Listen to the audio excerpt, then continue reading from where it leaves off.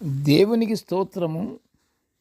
అనుదిన దేవుని వాక్య ధ్యానమునకై ఈరోజు 2026 సంవత్సరము ఫిబ్రవరి నెల 4వ తారీఖు. ఈరోజు ధ్యాన వాక్యము పరిశుద్ధ గ్రంథము నుండి కీర్తనల గ్రంథము 62వ సంకీర్తన 5వ వచనాన్ని మనం ధ్యానించుకుందాము. ప్రియ దేవుని బిడ్డలారా, క్రీస్తు ప్రభు వారి ప్రశస్త నామమున మీ అందరికీ శుభములు, దీవెనలు కలుగునుగాక. మనము ధ్యానించుకునే ధ్యాన వాక్యాన్ని ఒకసారి మనం చదువుకుందాము. కీర్తనల గ్రంథము 62:5. నా ప్రాణమా దేవుని నమ్ముకొని మౌనముగా ఉండుము, ఆయన వలననే నాకు నిరీక్షణ కలుగుచున్నది. ప్రియ దేవుని బిడ్డలారా, నేటి ధ్యాన వాక్యము దేవుని నమ్ముకొనుట, నిరీక్షణ, ఆయన యందే నిలుపుట గురించి మనము ధ్యానించుకుంటున్నాము. మనుషులందరూ దేవుని పట్ల నిరీక్షణ కలిగి ఉండాలని దేవుడు కోరుకుంటున్నాడు. దేవుని కోరిక ఎప్పుడూ అంతే. మనుషులను ఆయన ఏర్పాటు చేసుకుంది కూడా ఆయన యందు నిరీక్షణ కలిగి ఉండాలి అనే కోరికతో దేవుడు ఎదురు చూస్తున్నాడు. అంతేకాదు ప్రియ దేవుని బిడ్డలారా, దేవుని సన్నిధిలో మౌనముగా ఉండి దేవుని యందు భయభక్తులు కలిగి ఉండాలని కూడా దేవుడు కోరుతున్నాడు. నిజంగా దేవుని యందు నిరీక్షణ కలిగి ఉంటే దేవుడు అద్భుత కార్యాలు చేస్తాడని పరిశుద్ధ గ్రంథము సెలవిస్తుంది. ఈ వాస్తవాన్ని మనము హృదయపూర్వకంగా గ్రహించాలి, హృదయపూర్వకంగా నమ్మాలి, హృదయపూర్వకంగా నిరీక్షణతో ఉండాలి.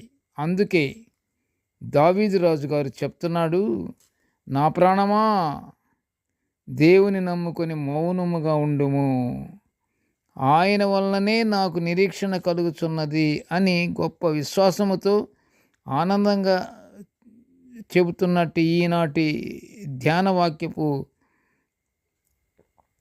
మంచి ఆత్మీయత కలిగినటువంటి వాక్యము.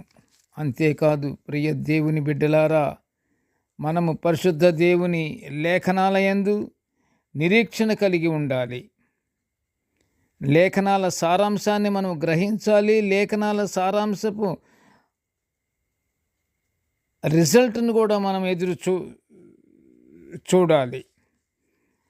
కీర్తనకారుడు 27వ సంకీర్తన 14వ వచనములో ఏమంటున్నాడంటే, నిబ్బరమైన హృదయముతో యెహోవాను కనిపెట్టుకొని ఉండాలి అని కీర్తిస్తున్నాడు కీర్తనకారుడు. మనము మన దేవుని ఆలోచన, ఆయన మాట మరియు ఆయన నడిపింపు కొరకై మనము సిద్ధపడి ఉండాలి, ఎదురు చూస్తూ ఉండాలి ఆయన కాపుదల గురించి.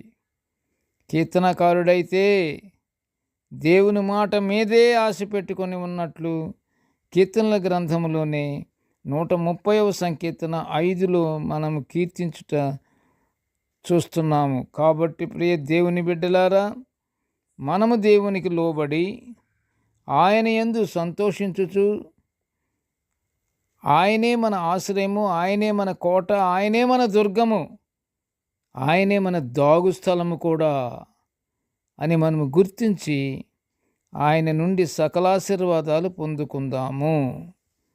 ప్రార్థన చేసుకుందాము. కృపగల తండ్రి, జీవముగల నాయనా, నీకు స్తోత్రాలయ్యా.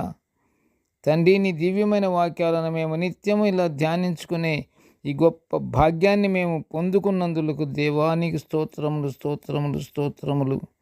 నాయనా, నేటి ధ్యాన వాక్యాన్ని వినుచున్న ప్రతి బిడ్డను ఆశీర్వదించయ్యా. నీకు స్తోత్రాలు నాయన.